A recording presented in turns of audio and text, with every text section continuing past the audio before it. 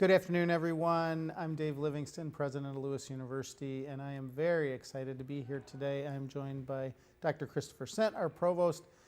It is just an exciting time of year, and our show today is really focused on the start of the year and the ramp-up of activities around campus that come with the start of the fall semester. I do want to say as we start our show that I do want to keep in our prayers all those people, 6,000 plus students that'll be traveling to campus either for the first day of class, coming down 53 every day again, but also students coming from across the country and around the world traveling here to Romeoville and to Lewis University in the next couple weeks, that they have really safe travel. I also want to state at the beginning that we hold the people of Afghanistan and Haiti in our prayers in a special way this week as they, are going through just things that are upending their lives in all sorts of ways. We are excited, though. Next week, first year students move-in day will take place on Monday, the 23rd of August. During the day, there's also a commuter welcome that's scheduled from 2 to 5 in JFK Rec Center, and an ice cream social on the University Green from 4 to 6. And we really want to make sure we put a special shout out to faculty and staff who are invited to come out and welcome our new families, meet the new students. We're excited about the new year, and we know, and I do want to also thank all of our faculty and staff who are doing amazing work over the last few months to prepare their syllabi and prepare the campus. But as busy as you are this time of year, we really hope that you'll take a few moments out and come out and meet the new families. There are numerous activities that are scheduled throughout the week, including academic sessions designed to help students make the transition back to classes. And as always, we invite your participation and encouragement for our students in all these different activities. With that, I'd like to turn it over to Dr. Sent to talk a little bit about a few events that have happened and some acknowledgments and congratulations. Hello, everyone. Great to be with you. And yeah, we have a couple news items to talk about and then some updates around COVID-19. First, congratulations to Professor Dennis Kremen, who recently published an article titled "The Sanctuary of St. John Baptiste de La Salle in Rome and Its Windows," published it in the Axis, the Journal of LaSallian Higher Education. This work draws on Dr. Kremen's research of the windows at the Generalate in Rome, a place I know both of us have been to and seen these beautiful windows. Professor Kremen is the academic director of the Lewis University Luce program in Rome and plans to use this work to orient students who do their spring semester there as part of the Luce program this spring. Congratulations also to professors of mathematics Michael Smith and Amanda Harsey, who, along with several professors of math from across the country, organized and led a mini course at the Mathematical Association of America Math Fest, which was held from August 4th to 7th. And would you like to announce the next couple? We have a few other announcements about some amazing, accomplishments. We're always wanting to note, as Chris just said, the kind of publications and ways in which our faculty and staff are really influencing the country, the world in terms of their research, but also their accomplishments. So we want to acknowledge professors of organizational leadership and management, Dr. Sheila Boyson and Dr. Leslie Page, who recently published an article titled "Organizational and Executive Coaching, Creating a Coaching Culture in a Nonprofit." We also are very excited. The NCAA announced that Lewis University's Allison Heinzer is the Great Lakes Valley Conference nominee for the NCAA Woman of the Year Award. This award, the NCAA Woman of the Year Award program, is rooted in Title IX and has recognized graduating female college athletes for excellence in academics, athletics, community service, and leadership since its inception in 1991. Heinzer, a track and field student athlete, was named to the COSIDA Academic All-American team, graduating with her degree in special ed. She is now working on her master's in English as a second language, and we are just thrilled for her accomplishment, and congratulations to her And we hope that she not only is the GLVC nominee, but ends up winning the award on the national scale. So now I would say we have two kind of big topics today. Our normal update on COVID, and again, things keep changing. So Chris, you're going to talk about that, and then we're very excited to invite our guest in and talk about the new year. Wonderful, thanks. And again, congratulations to Allison on that amazing recognition. So a few things about COVID-19, and again, many of the things all of the things I'm announcing now will be repeated in writing in my weekly email this afternoon. COVID-19 continues to be a concern in our area and across the country, as we all know. Here's just a few reminders of things to do to support our effort to stem the tide of the pandemic. So first, submit your vaccination status. All students must submit their COVID-19 vaccination status on the Lewis U app or online at the link for students. In order to check into the residence halls, resident students must be compliant with the university vaccine policy by submitting proof of the COVID-19 vaccine or completing the exemption process. Students who do not submit their COVID-19 vaccination status may be referred to the student conduct process, restricted from class or campus, or placed on a registration hold. It's our hope that students will work with the Lewis University COVID-19 hotline team to get questions answered and get into compliance with the policy for a smooth fall semester start. Resident students who are not in compliance at check-in, as people are moving onto campus over this week, must complete an agreement to develop a vaccine policy compliance plan and a plan for moving into the residence halls. This may involve a quarantine period, which will be coordinated with the COVID hotline team. If you previously submitted for an exemption and have now been vaccinated, like we're hearing many people have done, please help us out by updating your status on the Lewis U app, because a little bit later I'll be announcing some statistics, and we want those statistics to be accurate. Students who have gone through the exemption process and are unvaccinated, and residential students must submit proof of a negative COVID-19 test. All unvaccinated resident students are required to submit proof of that test within 72 hours of checking into their fall 2021 assigned residence hall. Negative test result can be submitted on the Lewis U app prior to move-in. Remember to sign the flyer's promise and acknowledgement. It's mandatory for all students before the first day of classes on August 30th. Resident students are required to submit the acknowledgement before moving into the residence halls. Remember to wear a face covering in public indoor spaces. This includes classrooms and common areas of the residence halls. Please report symptoms or positive tests if you are experiencing COVID-19 symptoms or receive a positive COVID-19 test result, regardless of your vaccination status. And you report through the app or directly to the university COVID-19 hotline team. Unvaccinated individuals, students, and employees are still required to submit daily COVID-19 symptom screening on the Lewis U app before arriving on campus each day. All unvaccinated resident students are required to submit the screening on the app each day as well. So COVID-19 mitigations will change as warranted by public health guidance, local community transmission, and our vaccination rates in students, faculty, and staff. And we went through a bit of that last week, and I think we have an update. If we have a slide to show about that, this would be a good time to show it. I think we have a little bit of an update on our statistics from last week. And if we don't have it, I can just say that there it is. Will County cases per 100,000 are at 165 per 100,000 yesterday. That's up very small amount from last week. I think it was on last week's show, it was 161 or something like that. And so it is plateauing a bit, but still in the red zone, still high.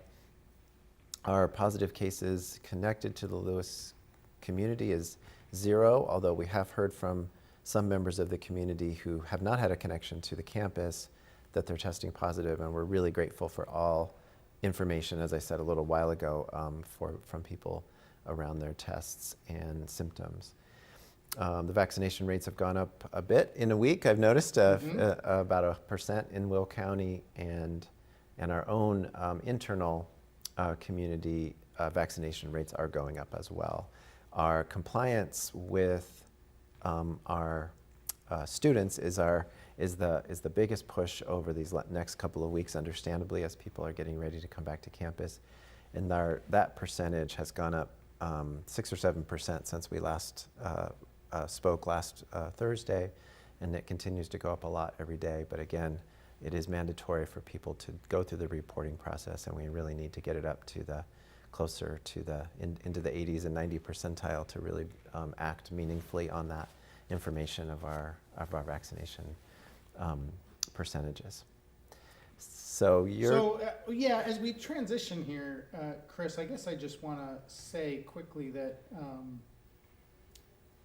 everything you just said, just to emphasize it, the key here is that people are required to get vaccinated, and we are seeing significant increase.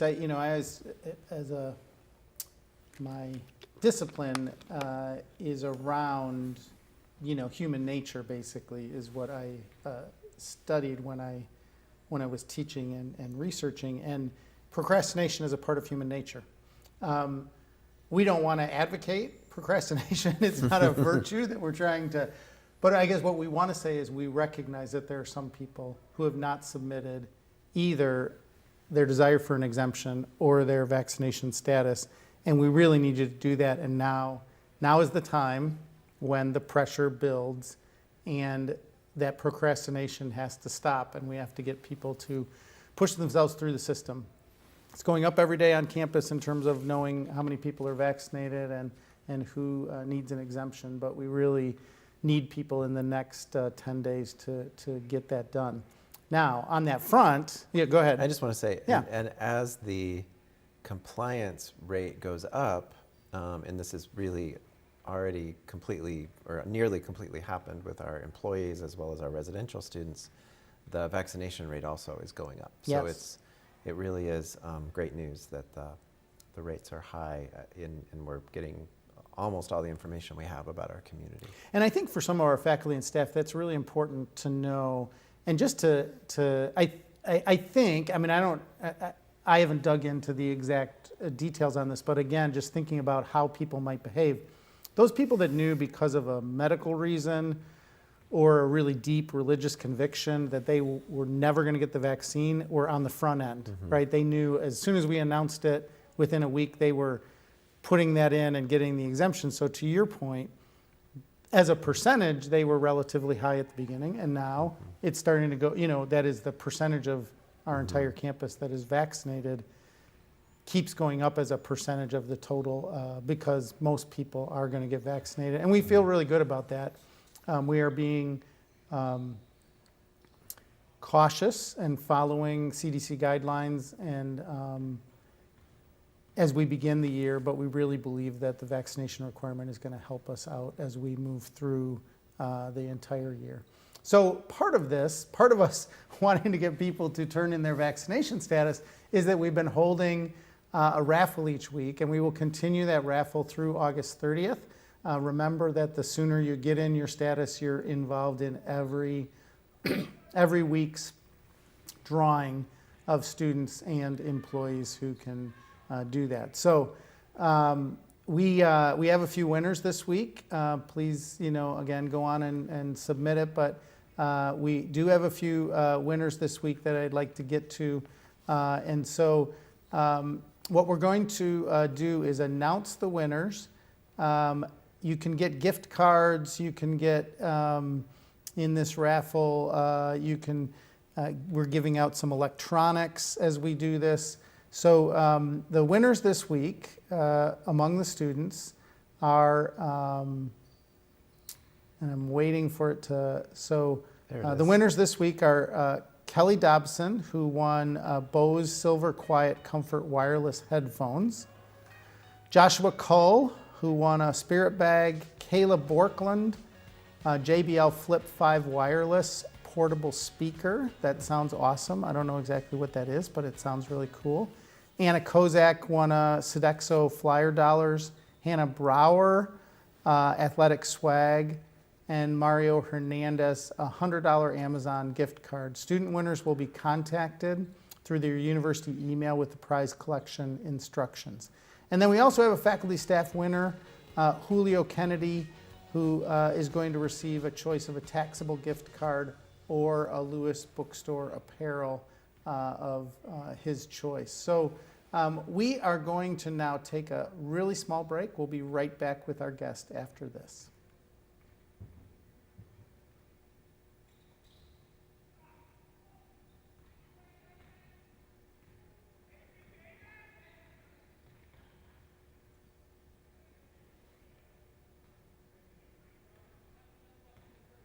I think there's a video that's going to start here in a second.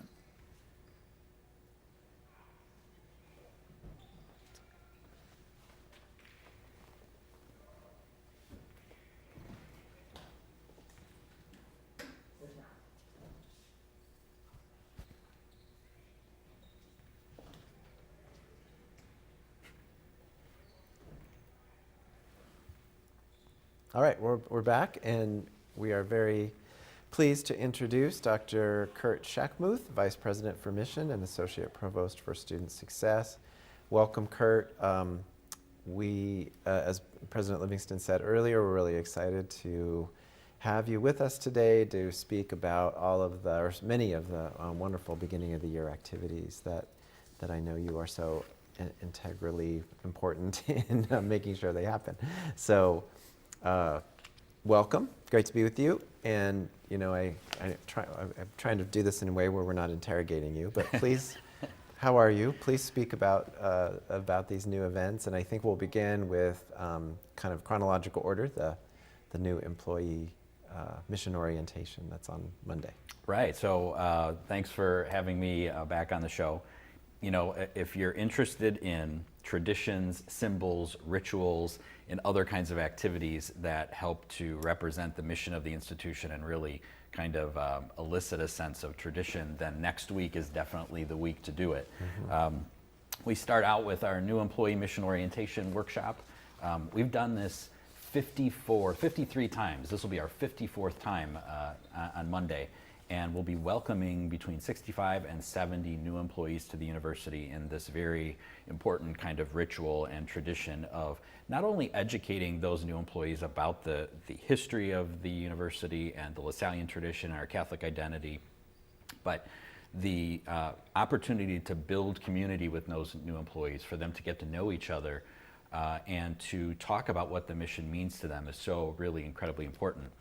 The other piece of it, though, is there's this commissioning component. And this is an opportunity for us to formally introduce, to formally welcome, ritually and symbolically say, you are now part of this university community, and you now hold responsibility and ownership of this mission. And so through this spirit of association, you are now kind of commissioned to go forward and carry this into your work and into the lives of the students that you support and that you work with. So we really begin the week in a very special way by handing off the mission, sharing the mission with our new employees in that workshop. So could I just, a couple comments, Kurt, about this. One, they are entering into this 300-year tradition, 3 centuries of work in Lasallian education that happens around the globe. And I know part of this orientation is helping them to understand that. I also think, for me, there's a, not only is this ritually important, not only is it really significant that people begin to understand what we mean by association and feel a part of the community and ritually get that, but I think in 2021, in August, I will say the talk, in some sense, the talk of the nation among maybe the top 10 topics is how difficult it is to find employees in basically every area of the economy. And we want people to want to work at Lewis, right? And what you do with this mission orientation and the way in which our managers come in and join for part of that, and we celebrate these people and welcome them in, is just one aspect of hopefully, and I guess I want to say a little thing about this because A couple days ago, and we had a great show, what was it, 2 months ago with Joe Felice. But a couple days ago, we celebrated someone who graduated from Lewis, actually went and worked for 1 year at the University of St. Francis, and then came back and worked here for 42 years. Now, I'm not expecting that some of the people who will go through mission orientation will be here 42 years from now, but I do think it's important to note, and using Joe as an example of this, how important the mission and the sense of association was to his life. His entire family, his 2 daughters, his wife Chris, all got degrees from Lewis University. They have given back to Lewis University, and this mission orientation is a start of somebody's journey as a member of a community, and I think it's just so valuable to kind of name that and say, we ritualize it because in some sense, as Catholics, rituals are so central to who we are, but I think you're pointing out the importance of them kind of joining our community in a special way and saying to them, we want you to be here, we care about you, we can't do this mission without your professional input. So I don't know, it just made me think when you were talking about the juxtaposition of Joe's kind of retirement party and then mission orientation next week. Yeah, I've been studying this concept of institutional saga, and this phenomenon basically says that there is something so special about an organization or an institution, or in our case, university, that people are drawn to it, and there's a special feeling, a secret sauce. There's something about it that draws people in and commits them to it, and I think Joe is certainly a great example of that. And I think you're right. The mission orientation starts as, it's the beginning point for introducing that saga and hopefully keeping our employees engaged in the institution in that way. Kurt, there are people watching who have not gone through the orientation, and students, parents, and so on, maybe even employees who've been here a long time may be curious about how it works now. So what happens? So this is really an opportunity to create opportunities for discussion, but also to impart knowledge and to share some wisdom with our new employees. So we talk a little bit about what it means to be a part of a community, and employees get a chance to introduce themselves and connect with each other. We introduce them to the history and development of the university, all 90 years of it. We also talk a little bit about our Catholic identity and how that is integrated into our identity. We learn about the sanctified zone and what it means for us to be a sanctified zone. It's also a great opportunity to share this sense with new employees about what it means to be a LaSallian educator and what our mission values do in terms of inspiring employees to live out this mission in their daily lives, whether it's as someone who works in facilities, or someone who is a secretary or a director of a department or a vice president, or whatever role they may have. We really hope that we can empower employees to come away from the experience saying, hey, I own this mission, I have a role in it, and I have a responsibility in it. And so it's a really nice combination of presentations, opportunities to meet people, and sharing and discussion. Okay, so then Tuesday, we have university convocation, correct? Right, so the other big tradition of this week is our university convocation, which will take place in the field house. And this is traditionally where the president offers his State of the University address. You're doing an address that day, right? I heard that. Yeah, good, okay. You work on that. And then it's also an opportunity to create some dialogue and discussion for employees. And so for this year, we'll have, we'll begin the day with a community prayer service, again, ritual. We'll begin with the sense of focusing on hope and what this year is all about in terms of hope. And we'll segue then to the State of the University address, and then create an opportunity for this Conversations from Stritch to happen live in the field house. And it'll be the chance for employees to ask questions, for the two of you to have some dialogue about the topics that have either flowed out of the State of the University address or questions that are raised by employees during the convocation itself.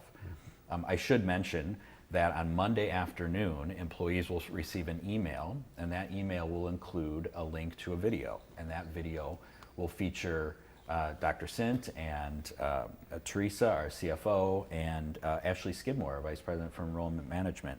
And they'll offer some information, some sharing of news, and other updates about what's going on in their respective areas so that we can kind of flip the classroom, so to speak, right? And give people a chance to learn about some things so that they can go into the convocation with some knowledge about what to expect for the upcoming academic year.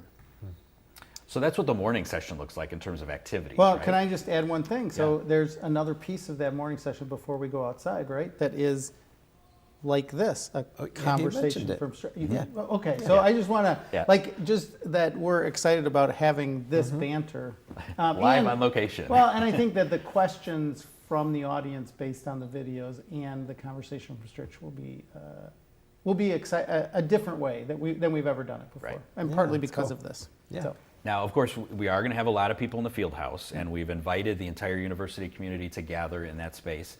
But we're doing some things to make sure that we create a safe environment for everyone. Yeah. So Yeah. we'll have, we won't be using tables this year, but we'll be using theater-style seating that's adequately spaced out, appropriately spaced out.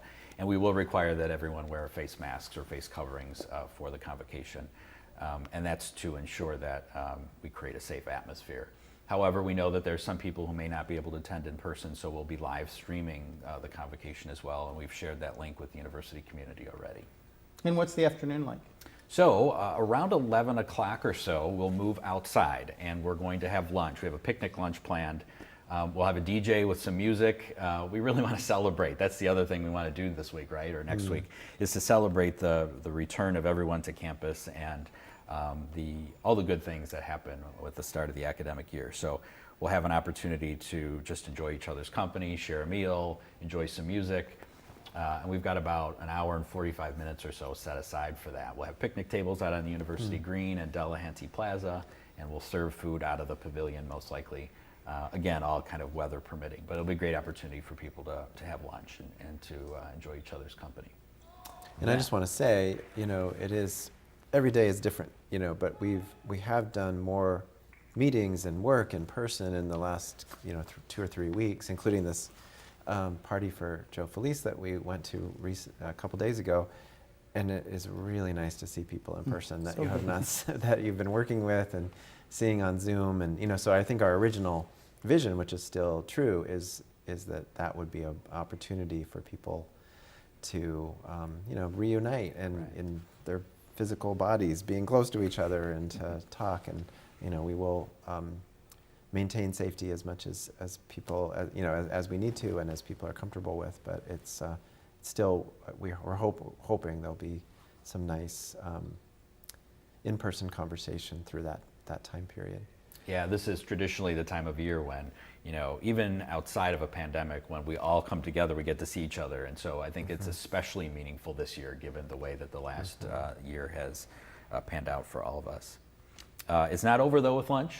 We have an opportunity for some breakout sessions that'll take place starting at about 1 o'clock.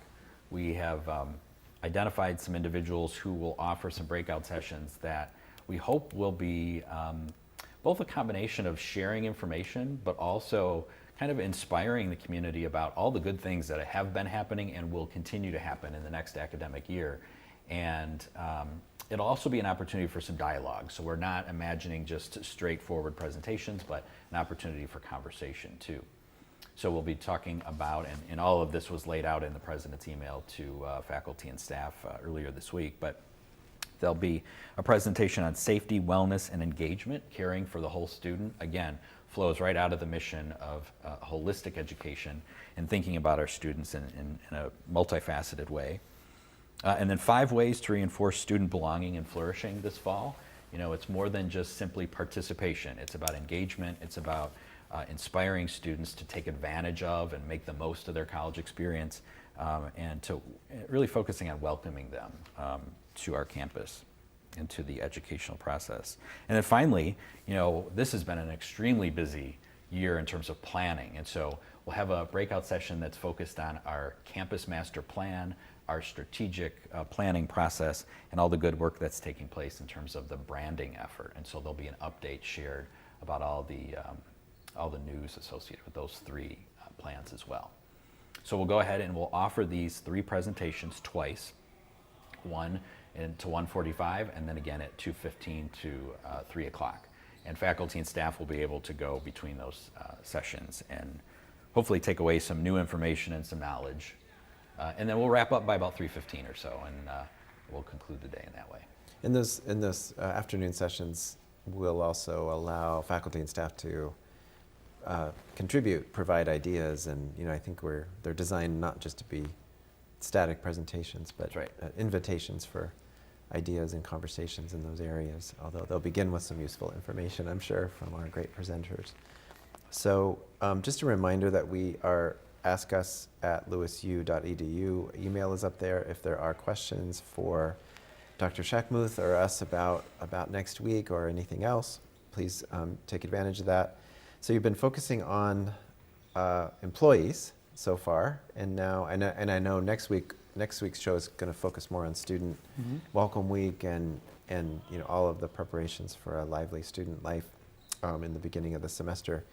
But there's one very ritualistic activity planned for next week with students, our first year flyer convocation. That's right. So our first year students will start moving in on Monday, and we'll get them acclimated during the first couple of days of the week, but we kind of formally celebrate their beginning of their Lewis experience with the first year flyer convocation. And so they'll meet in the beginning of the day in their cornerstone seminar courses, their classes for the day.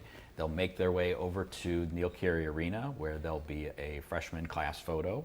And then we'll move into the rec center and we'll begin the first year flyer convocation. And this is really a tradition, a ritualistic beginning for them, a welcoming opportunity. And it's also a way to say to them, you are important to us, you belong here, we're glad you're here, and we want to teach you some things about what it means to be a Lewis student, what it means to be a Lewis Flyer. It's also an opportunity to kind of inspire them and get them excited about being here, because we know that they're nervous. We know that they have traveled a bumpy road to get here to the university, especially this past year. And so we want to make sure that they're excited about the new year. So they'll have an opportunity to hear some inspiring words from the president, and you're doing that too, right? Yeah, I do. And it has to be different than the... I will. Thanks, Chris. And then our keynote speaker is Dr. Jennifer Bunton from the sociology department, and she was one of the faculty that contributed to the collection of essays called Journeys to Purpose. And so she will offer a keynote address that's based loosely on her essay in that book, and it'll be an opportunity for students to hear directly from a faculty member to learn about her experience and how it might be connected and relevant to their experiences as new students in college. We'll also invite the students to participate in the student oath. And I should mention, by the way, this whole convocation is emceed by Jada Hoffman, our president of the Student Senate. And so she's very excited about an opportunity to welcome all of the students on behalf of the Student Senate, which I think is just a fabulous way for them to connect right away with our newest students. Before we end our session in the field house, a number of the De La Salle Christian Brothers will participate in a blessing of our Red Books. The Red Book, of course, is a collection of essays and stories and information that we want to make sure all of our new students have as they begin their experience here, and it's a core text of our Cornerstone Seminar. So the brothers will bless the Red Books, and then they will bless the students as they begin their experience. We then head outside, and the brothers will actually lead our new students over to our Encounter Monument. And I want to put a plug in here, a request for faculty and staff to participate in this experience. We are inviting all faculty and staff at 11:30, as many of you as are available. And I know there's a lot going on Wednesday in terms of college meetings and other gatherings, but those faculty and staff that would like to encourage and applaud for our new students as they make their way towards the encounter, if you could meet us at the encounter at 11:30 on Wednesday, we'll get you all organized. And when the students come out of the field house and head towards the encounter, hopefully there'll be this big group of faculty, staff, student leaders, peer ministers, anyone who would like to join us. You'll be able to kind of applaud and welcome the students to the encounter. We'll explain prior to heading out to the encounter what this monument is all about and what it symbolizes. But it'll be an opportunity for our students to go through those doors, to pass De La Salle, maybe grab his hand, pat him on the shoulder as they walk through the encounter doors. And then both of you and a number of the members of the Brothers community will be on the other side of those doors to formally greet students and welcome them. So, in terms of a week of traditions and rituals and symbols, this is certainly one of those very impactful and memorable opportunities. Yeah, it's just an amazing, really amazing opportunity. I know that all three of us were involved, but for those people that are, new families that might be watching, new employees that might be watching, 5 years ago we did this ritual for students, but we didn't have the encounter. 3 years ago we didn't have the encounter. So it's a relatively new physical representation of the way that we used to do, first year convocation for students, but now we have a way of memorializing it in an activity that is, I think, quite memorable because it ties the beginning of somebody's university life to eventually the culmination of that, and that's an exciting opportunity. But it's that week. It sounds like an amazingly busy week and somewhat exhausting when you keep telling me that I have things that I have to do, but also so thrilling. I always find it difficult when people sometimes ask me, what's the best part of the year? What's your favorite day of the year? And it really is difficult for me whether move-in day for first-year students or the first day of classes or commencement is my favorite day, because there's so much hope and excitement about a move-in day and a first day of classes. And many of us stand in the hallways and we try to help people figure out where to go in this building. And of course, sometimes we're taking away boxes or helping move boxes from a tearful parent who remembers when their daughter went to kindergarten and now all of a sudden their daughter is heading off to college.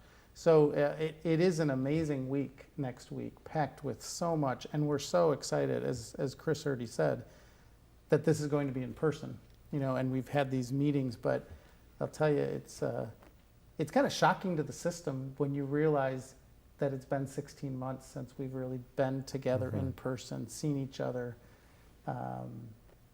shaking hands, and again, we're still conscious of COVID and the Delta variant, but it's just great to be together. So thank you for putting it all together. But we have a few other events that'll be happening kind of somewhat around these events in the end of the week and then moving into the following week that we're really excited about as well.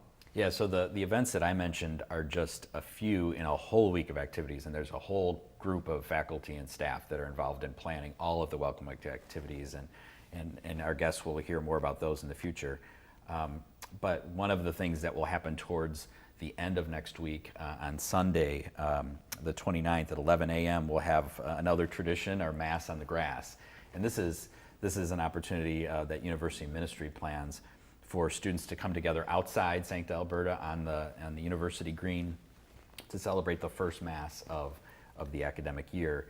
And it's always a lot of great fun because some students kind of pencil this in on their calendar and they plan to be there, but other students just happen to be walking by on the green and they jump right in and they celebrate the Mass. It's also a chance for our new students to meet some of the student leaders who help to develop and facilitate programs in university ministry, our peer ministers. And it's just a nice welcoming opportunity for our returners as well as new students. And it's beautiful. It's beautiful to be outside. That's right. Yes. And it's a great location. And we've been doing Mass on the Grass before there was a pandemic, so this is not some adjustment that we've done just because of that. I think we should do it every week all year round, but we know that you don't like to do things outside all the time, Kurt. Let's have a side conversation about that. And then we have one more closing, kind of what I would say opening of the year, closing of this conversation about ritualistic events. that happens a little bit after we've started classes. So tell me about that. Right. So on September 15th, we'll have our Mass of the Holy Spirit. And this is a tradition that we started a number of years ago. And it's so important to us that we give people on campus an opportunity to participate, that we actually canceled classes for an hour at 11 a.m. on September 15th. We'll cancel classes and we'll make it possible for students, faculty, and staff to come over to St. Charles Borromeo to Convocation Hall. And this Mass is a tradition in higher education, especially. Catholic higher ed has done this for many, many years. And this is an opportunity to come together as a community and to ask for God's blessing on a successful academic year. And one could argue that this is one of those academic years that we need as many blessings as we can, because we really want it to be successful in so many ways. But it's an opportunity for prayer and also to hear some great music by University Ministry and the Spirit Choir of faculty, staff, and students that come together. Father Dennis Lewandowski will be our celebrant, and we follow it up with a picnic. So we'll have an opportunity for lunch right after it's over at noon or close to noon. And it's a kind of an official start for our entire community. You know, our convocation is for faculty and staff, but our Mass of the Holy Spirit is for as many people as can attend. So it's a great start. It sounds exciting. I don't know if there's any comments that you have, Chris, in terms of the week as a whole, and or things you're looking forward to, because we really haven't had normal start to years. It is in a really couple exciting, and it's so nice to think about it all in one, sitting like this. And I know, as you said, Kurt, there's so much else going on around student life, student success. Our colleges are meeting next week and preparing for the academic fall semester in really new ways, and that's exciting. But yeah, it's just when you put it all together, it is really beautiful to think of all of our employees working together in association to prepare a really special and unique launch to this year, and obviously it takes our wonderful students to make the most of it, and I think they do. So thank you. Yeah. So Chris, we did have a question that came in before we went online, and I always want to again, just to quickly, as we'll be wrapping things up, but if you do have any last questions for Dr. Schackmuth or either one of us, ask us at lewisu.edu. But somebody sent in a question ahead of time, which we really appreciate because it gives us time to think through them. So feel free to type those out, even tomorrow if you have a question that pops into your head for next week's show. But somebody had asked about kind of what the capacity is in terms of online for this year. The question was... Well, I think first of all, thank you for reminding me. I had a note to mention that during the COVID section of our day-to-day, and we have an intention to follow up with individuals when they ask a specific question that might be helpful to follow up with individually. The question is about, and we will do that in this case, but more generally, the question is about changing schedules from modalities from in-person to online in this case, but it could be the opposite. This is the time of year when students change schedules, pretty routinely, and regardless of COVID, but it's especially important to think about in relationship to people coming back and really visualizing their schedule and thinking about what they can do. But there's no easy answer except for each individual person. So it depends on your major, where you're at in the major, and what the schedule. We designed a schedule for the fall that had online options and hybrid options and in-person options. So it's likely that there can be some support for going to an online schedule. But the first place to check would be with your advisor, and then then there's some other support staff, and Kurt might want to answer this question as well since he's here. But we have the range of support staff in academic services can also help point people in the right direction to a schedule shift.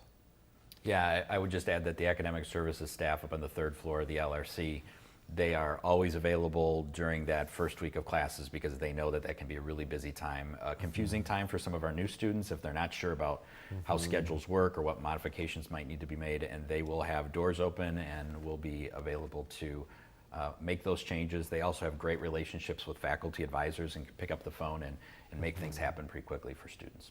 Great. That's great. Well, then I think it's time to thank Dr. Shackmuth for joining us. We're really grateful, Kurt, that you were able to take the time and really as our VP for mission, talk us through, kind of what it means to be a place that is deeply rooted in the Lassallean tradition, in the Catholic intellectual heritage, and in that way, that we do take symbol and ritual very seriously here, and we try to make sure that from the very beginning, students and employees understand that that's a part of what it means to join the Lewis community, that they will be entering into a group of people who take that ritual and symbol as a way of understanding the world and interpreting the world and making sense of the world. So I'd like to thank you, Kurt, for joining us today. I hope that you're all excited about the upcoming events during Welcome Week. We'll talk next week about Welcome Week in more detail. On behalf of Chris and myself, we hope that you have a great rest of your day. Many blessings to you and your family.